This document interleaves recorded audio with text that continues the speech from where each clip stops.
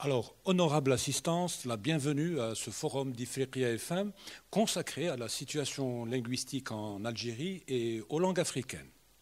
Ce forum que nous avons délocalisé à Tizi Ouzou s'intitule « L'Algérie au carrefour des langues africaines, héritage et interaction ». Alors, Ifriqiya FM a voulu saisir l'opportunité offerte par la célébration par le Haut Commissariat à la Mazérité en collaboration avec l'Assemblée nationale populaire de la Journée internationale de la langue maternelle qui est fêtée tous les 21 février depuis l'année 2000 et la Semaine des langues africaines instituée en juillet 2020 par l'Académie des langues africaines de l'Union africaine pour donner un aperçu sur la richesse linguistique de l'Afrique, faire le point sur les efforts de nombreux pays pour promouvoir leur langue locale et revenir sur le combat du continent pour défendre ses cultures.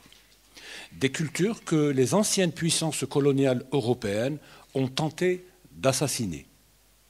Croyez-moi, le mot n'est pas exagéré. Il n'y a pas que les populations qui ont subi des massacres durant la longue nuit coloniale. Les cultures et les langues sont comme les êtres humains. Elles sont mortelles. C'est surtout le cas lorsque nous ne les entretenons pas. À ce propos, selon une étude de l'UNESCO, commencée en 1997 et dont le rapport fut diffusé en 2002, pas moins de 5500 langues sur 6000 disparaîtront d'ici un siècle et seront devenues des langues mortes au même titre que le latin et le grec ancien. Cela signifie que 90% des langues actuelles seront liquidées au cours de ce siècle. Un massacre, estime l'UNESCO. Le pire, c'est que l'on ne remarquera peut-être même pas, car la disparition d'une langue ne représente jamais un événement bien spectaculaire. Pourtant, on peut parler d'un véritable cataclysme qui se produira dans l'indifférence générale. La célébration par le HCA à Tizi Ouzou de la Journée internationale de la langue maternelle et de la Semaine africaine est assurément un moment privilégié pour célébrer les langues, les identités et les cultures africaines, ainsi que la renaissance du panafricanisme. Alors, quel est l'impact de la longue nuit coloniale sur les langues et les cultures africaines ? Quelles sont les attitudes des pays africains vis-à-vis de leur langue locale ou de leur langue maternelle? Quelle est la place de Tamazirt en Algérie et au Sahel? À quels défis font face les langues et les cultures africaines? Quelle est l'importance des médias dans la promotion du patrimoine littéraire et linguistique africain? C'est ce dont nous allons débattre dans le forum d'aujourd'hui. Alors, pour en discuter, il y a avec nous Sil Hachmi Assad, secrétaire général du Haut Commissariat à la Mazérité, institution qui dépend de la présidence de la République. Sil Hachmi Assad, bonjour. Bonjour. Merci d'avoir accepté notre invitation. Alors, il y a également avec nous le docteur Hassan Arab, professeur en littérature, journaliste, consultant à Ifriqiya FM et passionné d'histoire. Hassan Arab, bonjour. Merci, c'est nous qui vous remercions, Hassan Arab. Nous avons également la chance et le plaisir d'avoir avec nous le docteur ou le professeur Jamil Aissani, directeur de l'unité de recherche du laboratoire de modélisation et optimisation des systèmes et président de la société savante Guéhima. Bonjour, professeur Aissani. Bonjour. Merci d'avoir accepté notre invitation. Je suis ici en tant que représentant de l'ASDS, qui est la Société africaine du numérique, dont le président est le professeur Maurice Thuap de l'Université de Yaoundé. Et il m'a demandé de le représenter personnellement à cette semaine des langues africaines. Des langues africaines. Merci infiniment pour toutes ces précisions qui font la différence. Merci. Merci à vous. Enfin, permettez-moi de vous présenter Mahamat Alamine, notre ami et confrère du Cameroun. Mahamat Alamine, bienvenue. Merci, bonjour Monsieur Zine. Merci à vous. Alors, messieurs, merci d'avoir accepté cette invitation. Nous sommes partis pour une bonne heure de débat.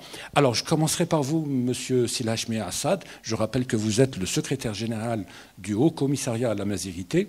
Alors, Monsieur Silhachmi Assad, nous avons intitulé ce forum d'Ifriqiya FM l'Algérie au carrefour des langues africaines, héritage et interaction. À quoi donne lieu ou que produit cette interaction au plan linguistique et culturel? Merci. Donc, les axes retenus dans la programmation de cet événement planifié depuis déjà des mois, parce qu'il est inscrit au plan de charge de notre institution. Nous avons réfléchi sur l'argumentaire et sur les axes. Donc cette interaction doit faire l'objet d'un débat avec nos invités conviés à cette rencontre. C'est des linguistes, c'est des anthropologues, c'est des historiens, des spécialistes qui s'intéressent à l'onomastique, comment faire cette jonction, mais pour valoriser aussi cette diversité. Donc je pense le thème de ce forum cadre avec le titre générique de cette manifestation. Il faut le rappeler que... Je crois qu'on va vous inviter à changer de micro. Voilà. Il faut le dire que cette année, donc cette célébration à Tizi Ouzou a un cachet particulier. On célèbre doublement, donc il s'agit d'une double célébration, Journée internationale de la langue maternelle, qui est donc une tradition depuis 2014 initiée par notre institution ici en Algérie. Donc 2014, on a choisi plusieurs wilayas chaque année pour célébrer la journée mondiale. Mais depuis 2 ans, c'est la 3e édition, donc on a fusionné les 2 événements et la semaine des langues africaines. La langue africaine, les langues africaines, mais aussi les langues minorées et les parlers et les variantes. Oui. Pour le cas de l'Algérie, c'est cette interaction entre les 2 langues nationales et officielles reconnues par la Constitution algérienne, c'est-à-dire l'arabe et le tamazight. Le tamazight avec ses 14 variantes en usage sur le territoire national. Donc l'interaction avec les langues africaines, c'est pour aussi confirmer que tamazight, langue nationale officielle en Algérie, a un prolongement vers le Sahel et l'Afrique. C'est la démonstration de nos conférences cette matinée à l'université de Hasnawa. Donc c'est aussi un partenaire de cet événement. Donc moi je pense que l'événement et le forum ont une place importante dans toute cette réflexion. Et nous avons aussi su comment impliquer tous ces intervenants, c'est-à-dire ce réseau d'universitaires, à l'occasion de cet événement pour réfléchir sur des perspectives, à réfléchir sur des recommandations qui seront donc au menu de la soirée de clôture ce soir ici à Tizi Ouzou. Silhachmi Assad, le tamazight dans ses nombreuses variantes est en interaction avec beaucoup de langues africaines, notamment les langues parlées au Sahel. Je suppose que les variantes de tamazight ont beaucoup influencé ou impacté les langues du Sahel. Et inversement, tamazight aussi s'enrichit de ces interactions. Vous qui avez beaucoup voyagé en Afrique, vous avez assisté à beaucoup de conférences, beaucoup de réunions avec vos confrères et collègues africains.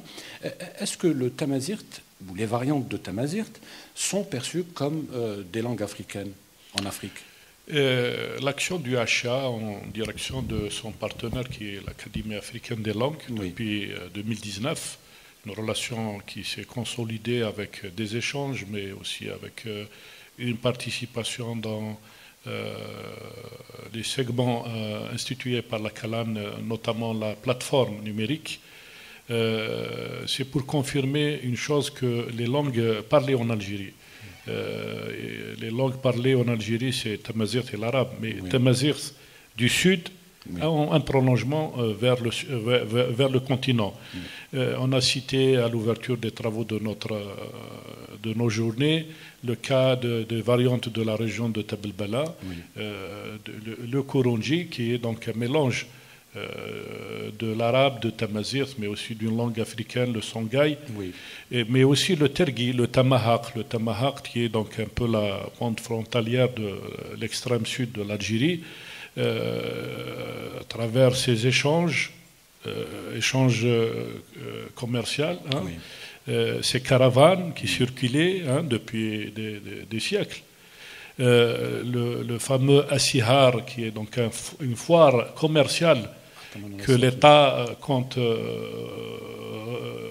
revitaliser en termes d'événements commerciaux, mais parce que c'est cet échange, et c'est ce segment qui est le troc des années, donc avant de la période coloniale, qu'il faut reprendre peut-être sous une autre forme pour revitaliser les langues parlées. Donc moi je pense le travail que fait la Calane pour imposer une autre vision, c'est-à-dire parler du multilinguisme et l'assumer, que les États en Afrique assument cette diversité. C'est un plaidoyer qui va faire valoir un peu cet engagement envers l'importance de l'usage des langues, et pour aussi éviter cette stigmatisation et ce refoulement et ce refus d'aborder cette diversité. Une manière de dire, il faut assumer cette diversité linguistique qui est une richesse pour l'Algérie, une richesse pour notre continent africain. Et qui sont une composante essentielle de l'identité africaine. Merci beaucoup, Silaj Mehassad. Hassan Arab, comme nous l'avons signalé en introduction de ce forum, il n'y a pas que les êtres humains qui sont mortels, les langues et les cultures le sont également. Les langues et les cultures africaines ont été particulièrement malmenées, écrasées lors de la période coloniale. Alors, pourquoi les puissances coloniales, je pense particulièrement aux puissances coloniales européennes, ce sont elles qui ont dominé l'Afrique à la fin du 19e, début du 20e siècle, pourquoi elles s'en sont prises aux langues et aux cultures, en plus d'avoir commis des génocides sur les populations? C'était une manière de dompter une population, mais également de détruire, dépersonnaliser en quelque sorte les Africains d'une manière générale. On est dans des processus d'aliénation, de déculturation. De déculturation pour justement inculquer une autre langue. Oui. Moi, je me réfère à cette anecdote d'un grand défenseur donc, des langues africaines et de la culture africaine, Amadou Hampâté-Bâ. Oui. Lorsque justement ils ont abordé le problème des langues, le premier sommet à l'UNESCO, donc on lui a posé la question, on lui dit mais que peut nous apporter encore l'Afrique? Oui. Il a répondu, il leur a dit le rire, c'est ce qui vous manque, c'est ce que vous avez perdu. C'est-à-dire le rire que la civilisation occidentale a perdu. Et derrière le rire, Amadou Hampâté-Bâ pensait à l'humanité. Oui. C'est la part de l'humanité que l'Occident a perdue à travers la sauvagerie, la barbarie coloniale qu'il a pratiquée en Afrique. Oui. Et Hampâté-Bâ disait que justement, grâce à ces langues africaines, qu'il appelait lui maternelles, ou bien lui, il disait des langues patrimoniales, dans le sens de langue maternelle, que les Africains ont pu résister aux assauts des missionnaires. Parce que les premiers qui se sont attaqués aux langues africaines, oui, que ce soit en Algérie ou bien en Afrique, c'était les missionnaires. Que faisaient les missionnaires? Ils apprenaient les langues. C'était de parfaits connaisseurs des langues africaines, oui, qu'ils maîtrisaient très bien, mais et en même temps, ils interdisaient aux enfants scolarisés d'apprendre, de parler leur propre langue. Leur propre langue. D'ailleurs, dans les écoles en Afrique, il y avait un procédé. C'était d'interdire aux enfants, quand les enfants parlaient leur langue dans la cour des écoles, on les frappait avec une règle qui est portée un symbole, la tête d'âne, pour vous dire un petit peu la manière à travers laquelle on crée des complexes dans les...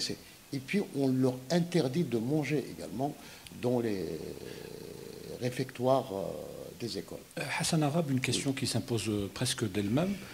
Comment s'est organisée la résistance culturelle des peuples africains par rapport justement contre cette colonisation?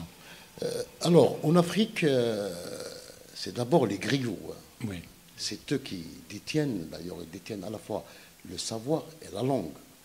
Et les griots, la langue passait du père en fils. Le griot, on ne devient pas, on ne s'érige pas griot du jour au lendemain. Mais un griot, c'est une fonction, parce que c'est lui il a comme principal le dépositaire de la culture, de la parole.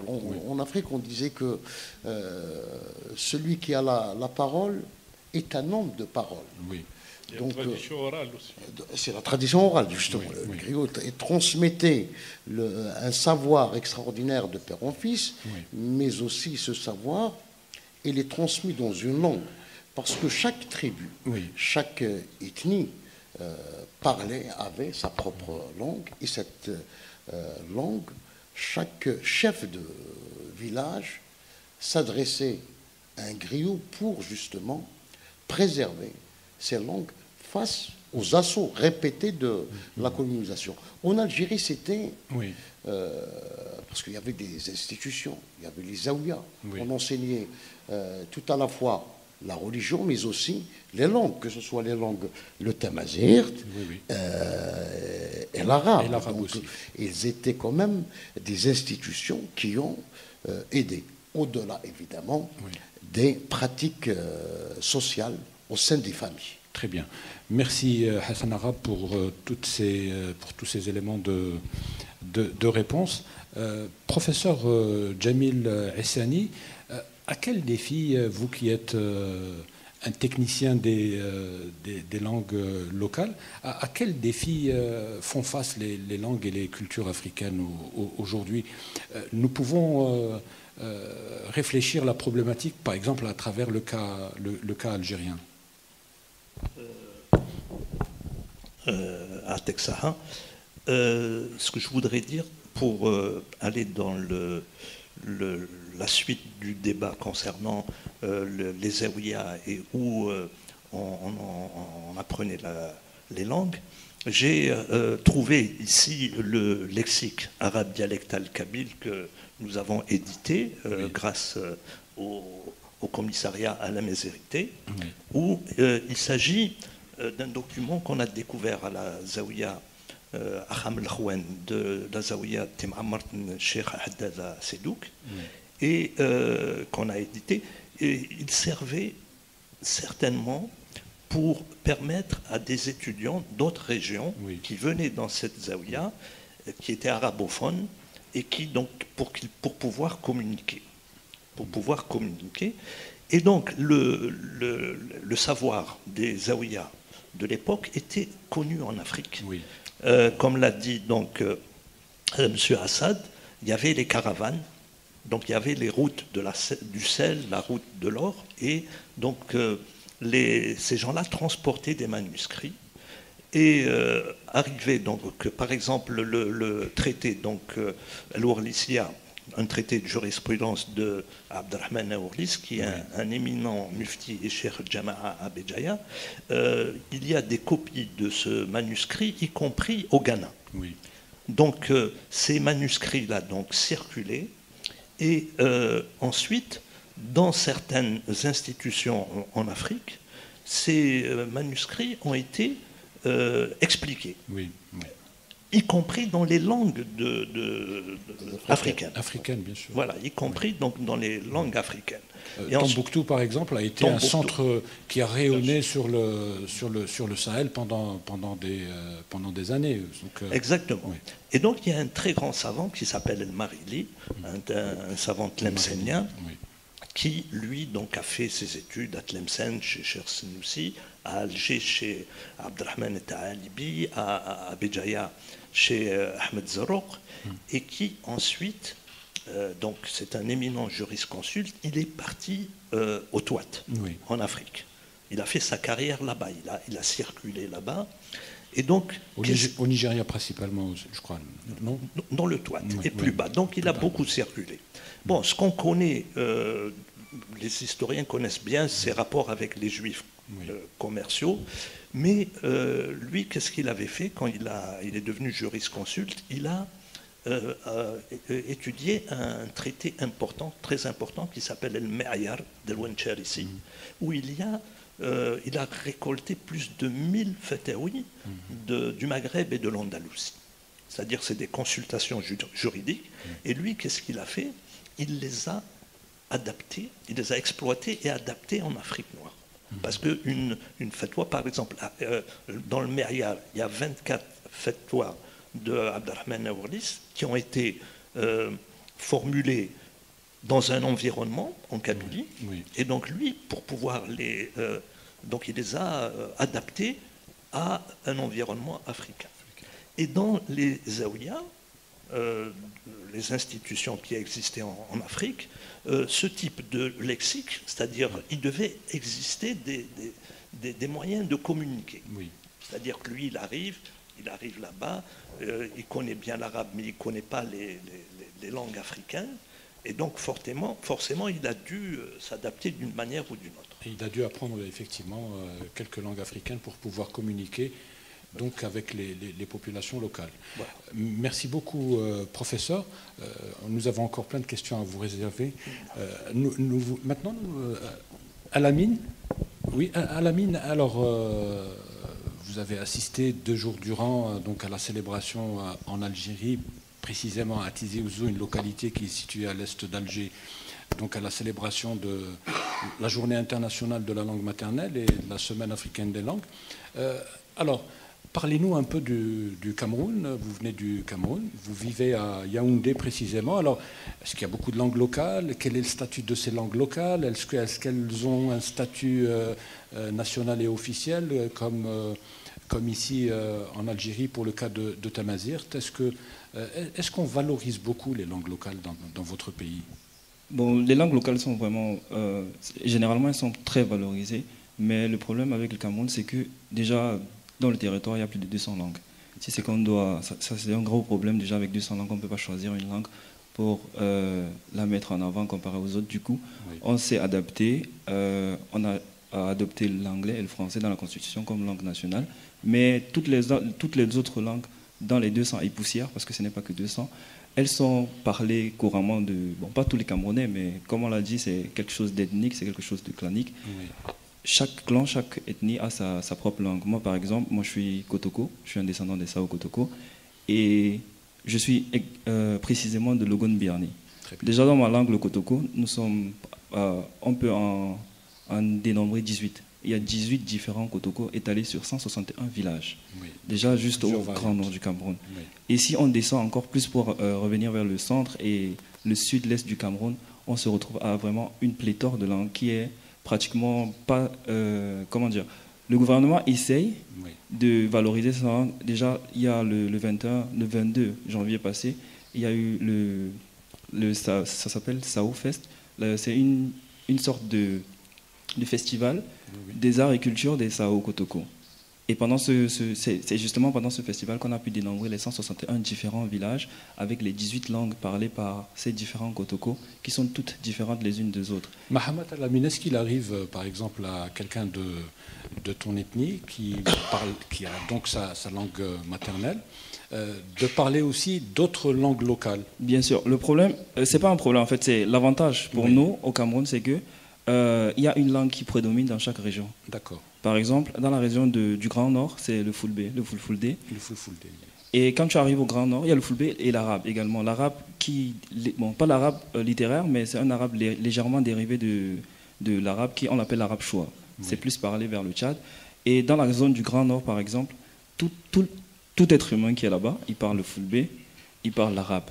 Et il parle également sa langue maternelle. Donc, juste avec ça, il est déjà trilingue. Si on ajoute encore le français et l'anglais dans ça, il est multilingue en fait. Et ce n'est pas que dans la région du Grand Nord. Au sud et à l'est, il y a des langues qui prédominent.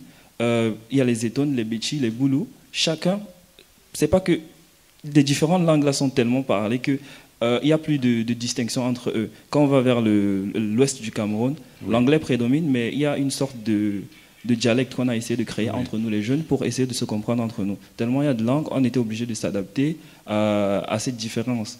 On a essayé de mixer l'anglais, le français et nos différentes langues pour créer une sorte de langue pour parler entre nous les jeunes. Une dernière petite question avant d'adresser une grande question à M. Silhachmi Assad. Est-ce que les grands groupes de langues locales, ou est-ce qu'il y a des langues locales qui ont fait leur entrée à la télévision, à la radio, dans les journaux? Pas qu'à la télévision, même dans l'éducation par exemple, dans les différents villages. C'est vrai, on utilise le français, mais les explications se font en langue. Et c'est légal, ça a été autorisé par l'État. Et même dans les différentes télés, dans le Grand Nord, la plupart des chaînes sont en arabe et en fulbe. Au sud, dans les langues du sud, c'est-à-dire le Bechi, les Tones, les Wondo, et c'est valorisé, c'est regardé par pratiquement tout le monde. La majorité des émissions qu'ils présentent, c'est en leur langue. Malgré qu'on ne comprenne pas la langue, on s'intéresse à cela pour connaître ce que nos autres frères parlent. Très bien, merci. Silhachmi Assad, vous avez vous avez beaucoup d'interactions avec des responsables politiques et vous avez aussi des interactions avec des linguistes africains. Quelles sont les attitudes des pays africains vis-à-vis de leur langue locale ou de leur langue maternelle? Est-ce que vous sentez vraiment qu'il y a actuellement une prise de conscience des peuples africains, des pays africains, sur la nécessité justement de promouvoir aujourd'hui les langues patrimoniales comme le dit Hassan Arab? On l'a constaté lors de la fameuse rencontre des ministres de la jeunesse, de la culture et des sports qui s'est tenue en 2018 à Alger d'ailleurs. Et une forte participation d'institutions africaines.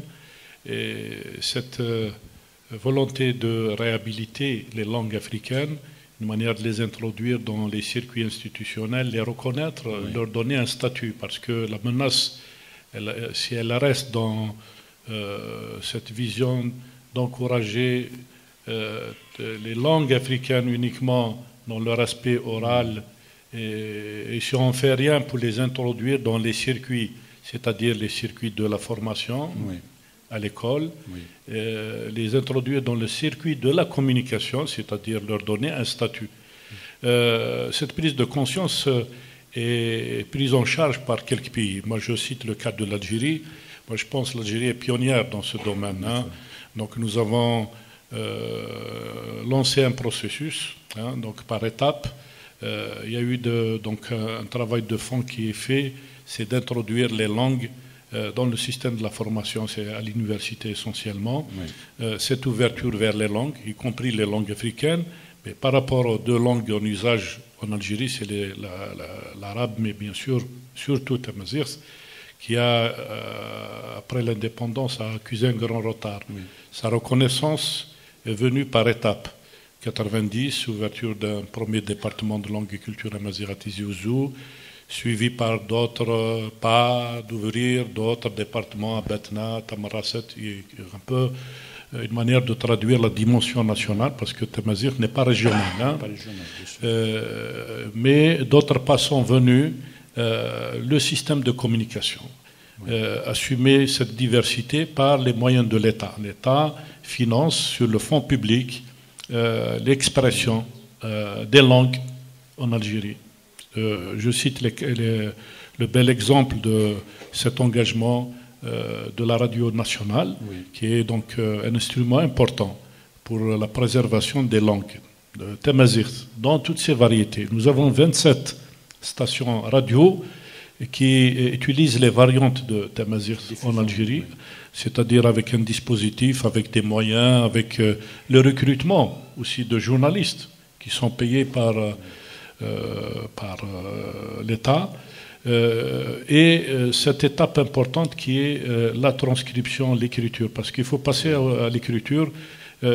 C'est bien de tolérer l'existence d'une langue, mais il faut la promouvoir, il faut l'encourager pour qu'elle soit aussi sur rail d'une vraie promotion par l'écrit, par une visibilité de l'expression artistique. Nous avons institué beaucoup de festivals, festivals culturels, par le son et l'image, festival du cinéma, par le théâtre, etc. Très bien. Sila Hachmi Assad, comment est perçue l'expérience algérienne en Afrique et particulièrement au sein de l'Académie africaine des langues? Est-ce que nous sommes en retard, en avance par rapport aux autres pays africains? Est-ce que le cheminement pris par notre expérience, par notre pays est bon? Avec modestie, je peux le dire, on est un peu dans l'exemple cité, parce que je le constate lors de nos présences dans les forums, parce qu'on a un capital expérience. Oui. Il y a un travail qui est fait dans le sens où il y a cet engagement de mettre les moyens, parce que l'État a mis les moyens. Et l'Algérie assume sa diversité. Le plus grand acquis, c'est Hachmi Assad. L'acquis qui est un acquis politique essentiellement. Il est politique. Il est politique. Officielle, la diversité est assumée par la Constitution. Oui. C'est important. Moi, je cite le cas de Tamazir. Tamazir, dans la révision de la Constitution de novembre 2020, oui. Elle est dans le préambule de la Constitution. Sur le plan politique, c'est une grande avancée, c'est une avancée majeure, mais aussi on lui consacre un article qui parle de la promotion de Tamazir dans toutes ses variétés. Donc le deuxième segment, dans toutes ses variétés, une manière de reconnaître toutes les variétés, et on va vers un processus de convergence pour construire une langue standard. Parce que on n'est pas dans la précipitation. Le défi, il est là. Il est là. Est-ce qu'il y a des pays en Afrique, 55 pays, est-ce qu'il y a des pays qui suivent un peu l'exemple algérien? Est-ce que d'autres langues africaines ont justement, vous parliez de défis politiques, est-ce qu'il y a des pays qui ont relevé ce défi politique? Oui, je pense un des pays qui est donc aussi un exemple, c'est l'Afrique du Sud. Nous avons donc reçu à Acha le commissaire des langues officielles en Afrique du Sud. Je pense nous l'avons reçu, échangé Et donc cette reconnaissance institutionnelle, elle est importante. Moi, je pense que c'est un peu l'exemple qu'il faut suivre. L'Algérie donc fait, l'Afrique du Sud fait, d'autres pays vont suivre. L'Afrique du Nord, ils sont dans cette voie. Moi, je pense que c'est comme ça qu'on va réhabiliter réellement les langues africaines. Les langues africaines. Merci beaucoup, Sila Hachmi Assad. Hassan Arab, une question pour vous. Alors, nous avons parlé du désastre causé par la colonisation européenne de l'Afrique durant la fin du 19e siècle et début 20e sur les langues, sur les cultures africaines. Aujourd'hui, l'Afrique, les langues africaines, les cultures africaines font face aussi à une autre menace. Ce sont les impérialismes culturels.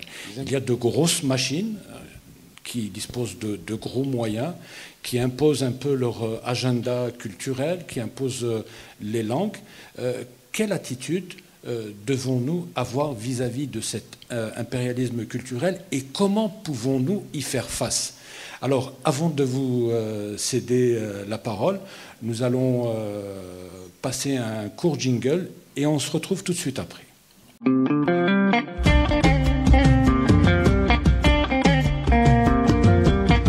À l'occasion de la Journée internationale de la langue maternelle et de la Semaine des langues africaines, le Haut Commissariat à la Mazérité, en coordination avec l'Assemblée populaire nationale, vous invite à un événement culturel exceptionnel les 23 et 24 février 2025 dans la wilaya de Tizi Ouzou, à l'est d'Alger.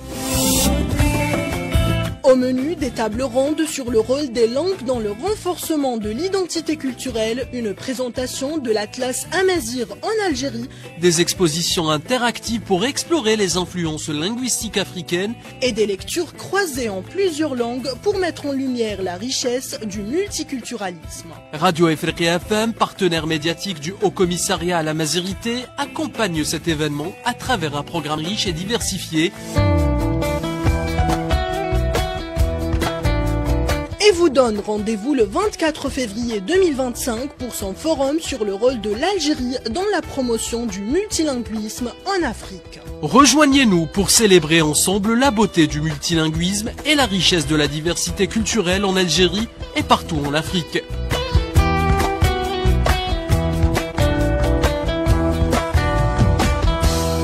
Donc le micro est à vous, Hassan Arab. Voilà, avant de répondre à votre question, Zine, j'aimerais abonder dans le même sens que M. Assad et vous donner un deuxième exemple d'une prise en charge effective des langues nationales. C'est le cas du Togo, un exemple extraordinaire. Ils ont pris en charge 2 langues patrimoniales, maternelles, à savoir l'Ewi et le Kabylie. Et depuis quelques années, 60% de la population togolaise parle ces 2 langues parce qu'elles ont bénéficié donc d'un soutien en termes d'enseignement, mais en termes de médiatisation également. Et il y a eu un répondant de la part de la société togolaise d'une manière générale. Ça, pour revenir maintenant à votre question, je pense que font peser les impérialismes culturels sur les langues locales africaines. Le premier qui a formulé justement la problématique de l'impérialisme culturel, c'était l'écrivain kényan, Ngugi, un grand écrivain kényan, Ngugi wa Thiong'o, qui dans une tribune publiée dans un grand magazine en 1977, où il invite justement tous les écrivains africains à écrire, à adopter comme langue d'écriture les langues maternelles. D'ailleurs, lui, c'est lui qui a commencé à écrire en kikuyu, sa langue maternelle. Et à un certain moment, c'est vrai que les éditeurs anglais et même les éditeurs français ne voulaient pas prendre en charge cette littérature, mais compte tenu du succès ayant jalonné tous ses romans, il a pu s'imposer. Donc il a obligé les éditeurs à traduire ses romans. Donc dans cette tribune, il dit que quand on ne parle pas sa langue maternelle, c'est une manière de se soumettre à l'impérialisme culturel. Et elle envisage donc les langues maternelles non pas un facteur de repli sur soi, mais c'est un facteur d'ouverture sur le monde, un facteur de richesse, et c'est quelqu'un qui défendait l'unité des Africains dans leur diversité. Donc la langue, c'est une richesse, mais qui ne doit pas justement, il faut faire attention parce que... D'éviter l'enfermement. D'éviter l'enfermement, le repli sur soi. Et comment éviter le repli sur soi? C'est de s'ouvrir aux autres, c'est-à-dire c'est de produire des films, d'écrire des romans, de produire de la poésie, et de revisiter le patrimoine donc des anciens, comme on dit, de le revisiter, revisiter à la lumière donc de toute la science d'aujourd'hui. Très bien. Merci beaucoup Hassan Arab. Alors, professeur Jamil Essani, que pouvez-vous préconiser, vous qui êtes un technicien des langues, quel outil préconisez-vous justement pour promouvoir les langues patrimoniales, les langues locales africaines? Merci. Je crois que le micro n'est pas allumé.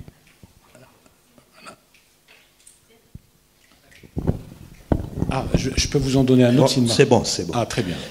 Donc, moi, je suis mathématicien. Je suis président du 17e congrès africain d'informatique et de mathématiques appliquées, qui a eu lieu à Béjaïa au mois de novembre 2024. Donc il y avait 28 pays, dont 16 pays africains. Et dans ce cadre, l'un des objectifs qui a été discuté, d'ailleurs ce point a été adopté lors de l'Assemblée générale qui a eu lieu à l'université de Béjaïa, c'est d'aider le projet de l'Académie africaine des langues africaines de l'Union européenne dans son projet de mise en place d'une plateforme numérique liée aux langues africaines. Et d'ailleurs, il y a eu une discussion, un échange entre M. Assad et le professeur Pauline Mataglia de l'université de Yaoundé, qui est un spécialiste des langues africaines, sur les éléments qui pourraient mettre en place ce type d'éléments. Alors, concernant les langues africaines, tout à l'heure, donc, on a parlé de l'Algérie, on a parlé de l'Afrique du Sud. Je peux vous donner quelle était la situation du Mali. Oui, c'est un pays frère avec lequel nous partageons une longue frontière et avec lequel les échanges sont très denses. Donc, ça nous intéresse. Exactement.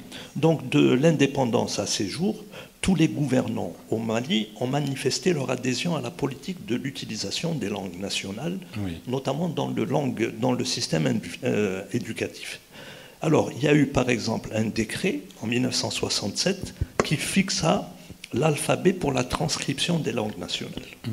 Ensuite, le 8 septembre de la même année, ils furent publiés les principes et les règles de transcription du Bamananka, du Sanghaï et du Tamashert. Oui.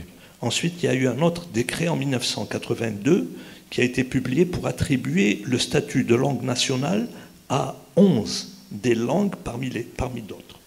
11 déjà, hein, vous voyez. La Constitution de la République du Mali de 1992, et qui est en vigueur, elle consacre dans son article 25 du titre 2 le principe de promotion des langues nationales. Voilà. Oui.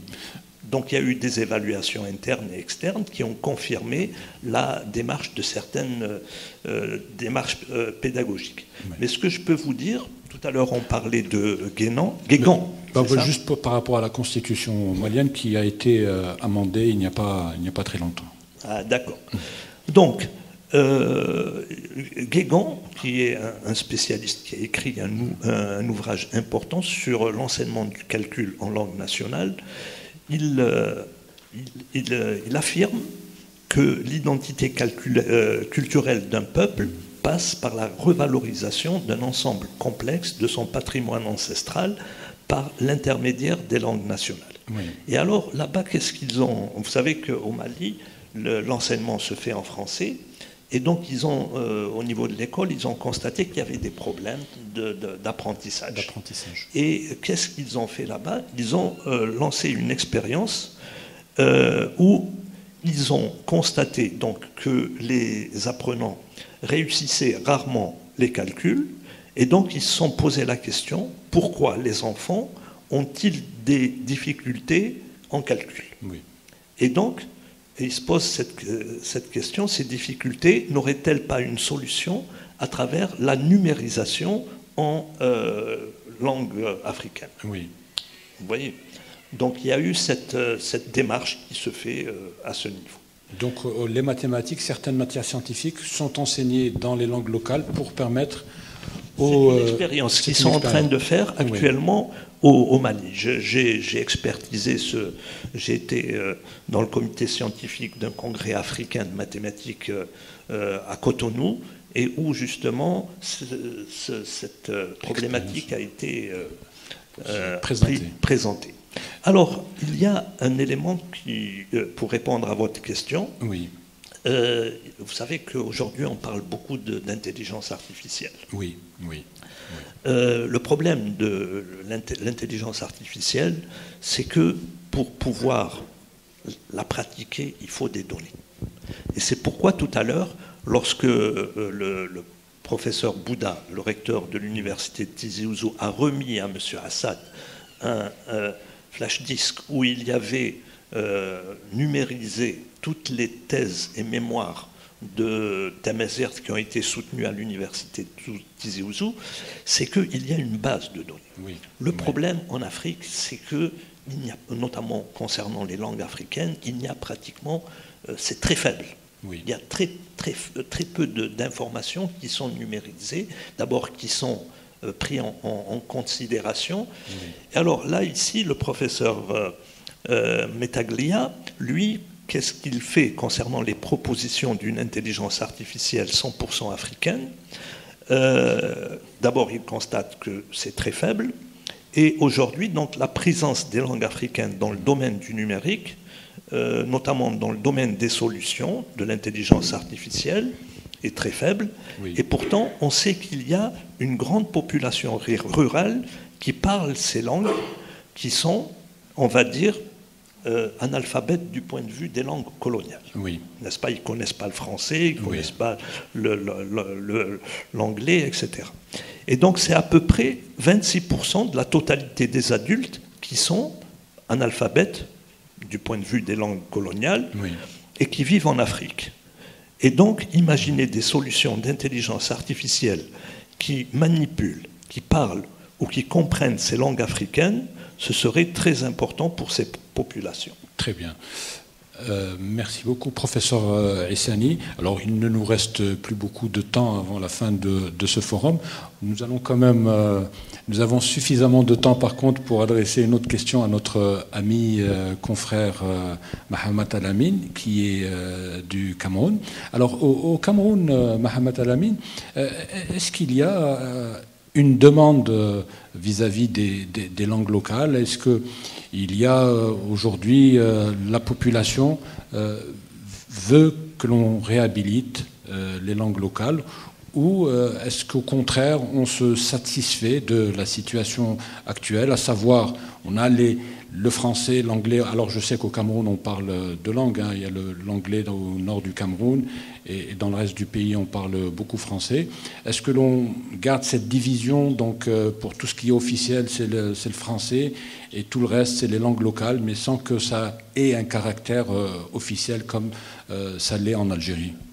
Bon, moi je dirais en fait le caractère officiel des différentes langues qu'on a, les langues maternelles qu'on a au pays dépendent vraiment de la population, parce que au niveau de la demande ou bien du désir de la population d'adopter cette langue en tant que langue nationale, le désir est déjà, il se fait déjà. Déjà, moi je dirais le premier pas pour officialiser une langue, c'est la transcription de l'oral vers l'écrit.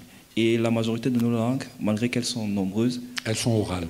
Malgré qu'elles sont également orales, elles ont déjà été transcrites. Moi, par exemple, la langue que moi je parle, j'étais en vacances une fois chez un de mes oncles, les chefs de canton, et il avait produit un dictionnaire de notre langue, le Kotoko, mais celui de Logone. Et les autres chefs de canton des différents autres villages, ils ont aussi transcrit cette langue, le même Kotoko, mais dans d'autres versions, à l'écrit. Et le dictionnaire, si le dictionnaire est déjà là, ça veut dire qu'on peut déjà utiliser cette langue à l'écrit, on peut déjà l'utiliser pour inculquer les leçons aux élèves dans les différentes écoles, que ce soit depuis le bas âge à l'école primaire jusqu'au secondaire. Et cette procédure, moi je dirais, moi je l'ai vue dans mon village. Et dans les différentes universités, par exemple à l'université de Yaoundé 2, il y a l'université de Yaoundé 2 à Yaoundé, il y a le département de langue. Ils reconnaissent toutes les langues, nos langues maternelles. Et elles sont étudiées. C'est vrai qu'elles ne sont pas étudiées depuis le bas âge pour être reconnues légalement ou bien donner cette portée nationale de la langue. Mais déjà au niveau de l'université, les étudiants, ils apprennent déjà ces langues. Et même dans les différents villages, les professeurs et les maîtres d'école, ils utilisent cette langue pour expliquer plus facilement les termes. Comme tout à l'heure, on a expliqué, en utilisant notre langue, on apprend plus facilement, on peut mieux comprendre qu'en utilisant une langue qui est légèrement différente de la nôtre. Bah oui. Très bien, Mahamat Al-Amin. Alors, si vous avez des questions à adresser à Mahamat Al-Amin, n'hésitez pas, professeur Essani ou Hassan Arab. Mais en attendant, j'ai une question pour vous, Hassan Arab. Vous êtes professeur de littérature, vous vous intéressez beaucoup à l'histoire. Je sais que vous êtes un touche-à-tout, vous avez plusieurs casquettes. Quelle évaluation pouvez-vous faire justement, puisqu'on parle de littérature, puisqu'on parle de Tamazirt, quel regard portez-vous sur la littérature en Tamazirt, surtout que vous venez de le dire, il est important pour une langue de produire pour continuer à exister ou pour exister tout simplement? C'est-à-dire, c'est vrai qu'il y a une production d'une littérature en Tamazirt ces dernières années, dans toutes ses variantes en Algérie, mais c'est une littérature qui n'a pas pu s'imposer sur la scène littéraire internationale. C'est le cas. Pourquoi? peut-être il est temps aujourd'hui de réfléchir à une littérature qui sort du folklore. Donc il y a une sorte de folklorisation de la production culturelle en Tamazight, que ce soit la littérature, le cinéma également. Donc on est en quelque sorte piégé par l'aspect folklorique de cette production. C'est pas le cas. Le piège, c'est l'enfermement, Hassan Arab? C'est l'enfermement, le piège. Les Sénégalais, je pense, ont pu déjouer ce type de piège. Je pense à Cheikh Alioune Dao. Il a pris conscience 30 ans après, parce qu'il a publié un manuscrit il y a 30 ans, son premier roman Wolof, qui n'a pas suscité d'intérêt d'aucun éditeur, que ce soit au Sénégal, que ce soit en Europe. Il fallait d'abord donc l'adapter en français, c'est pas le traduire, c'est une adaptation. Et ce n'est que 30 ans après une adaptation en français, qu'il a pu faire connaître son roman en Wolof. Et puis aujourd'hui, il publie facilement des poèmes en Wolof et des pièces de théâtre notamment en Wolof. Et ça. Donc il a réussi à faire sortir cette production artistique du folklore. Et s'ouvrir à l'universel. C'est-à-dire, c'est des écrivains qui, comme Ngugi ou Wationgu, qui posent les questions d'ordre universel, qui sont en rapport avec l'existence, qui sont en rapport avec la pensée d'une manière générale de la condition humaine. Très bien, c'est très bien dit Hassan Arab, merci beaucoup. Vous vouliez peut-être ajouter quelque chose par rapport au... Concernant la qualité de la production littéraire, je suis président du jury du prix du président de la République pour la Mazérité. Et j'ai remplacé le professeur Nassib depuis le mois de juillet. Et cette année, on a reçu un nombre record de dossiers, 180. Mais il y a 4 options. Donc il y a littérature, il y a linguistique, il y a le patrimoine immatériel et il y a le numérique. Et en littérature, c'est là où on a eu réellement beaucoup de production, et où d'ailleurs on a attribué les 3 prix, ce qui n'est pas le cas en linguistique ou bien en patrimoine immatériel, et surtout en technique du numérique. Très bien. Merci beaucoup, professeur.